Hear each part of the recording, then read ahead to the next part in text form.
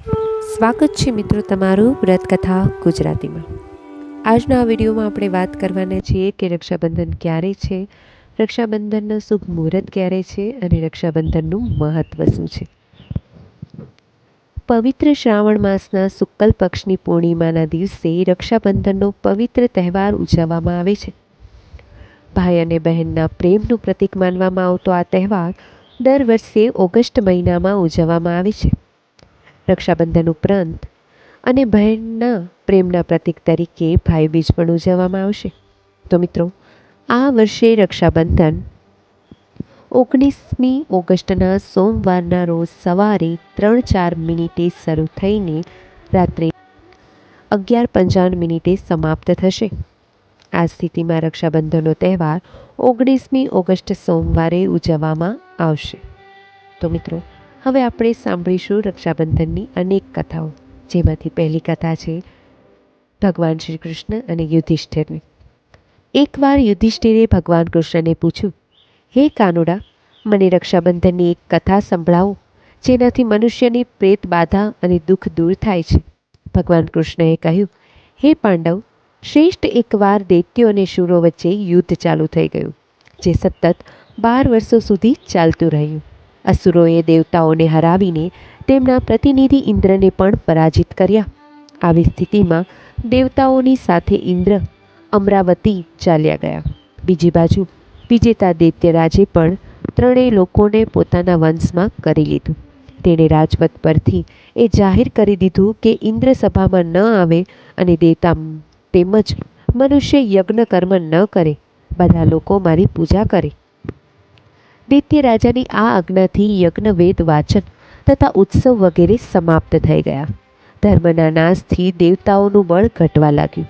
આ જોઈને ઇન્દ્ર પોતાના ગુરુ બુધ પાસે ગયા અને તેમના પગમાં પડીને વિનંતી કરવા લાગ્યા, હે ગુરુવર, આવી સ્થિતિમાં સંજોગો કહે છે કે મારે અહીં જ પ્રાણ ત્યાગવા જોઈએ।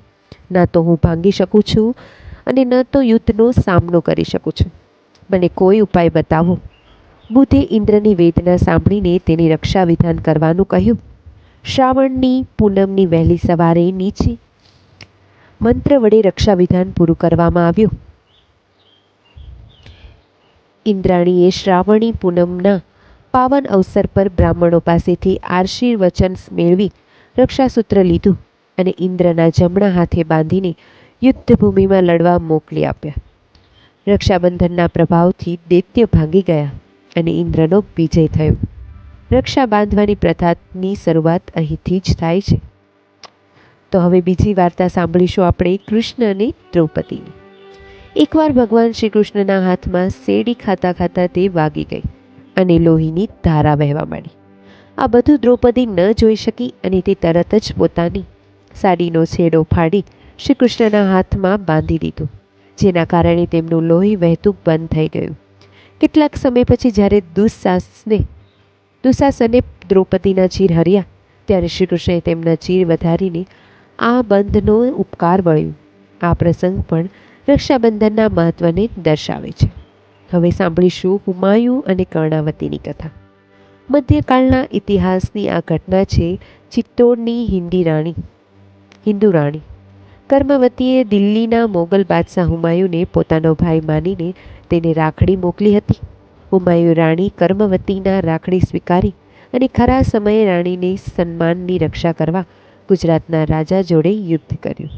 તો મિત્રો, આ બધી હતી રક્ષાબંધનને લગતી વાર્તાઓ। તો મિત્રો, તમને અમારો આ વિડીયો પસંદ આવ્યો હોય તો અમારી ચેનલને સબસ્ક્રાઈબ કરી દેજો અને બેલ આઇકન દબાવી દેજો, જેથી આવનારા બધા વિડીયોની માહિતી તમને મળતી રહે।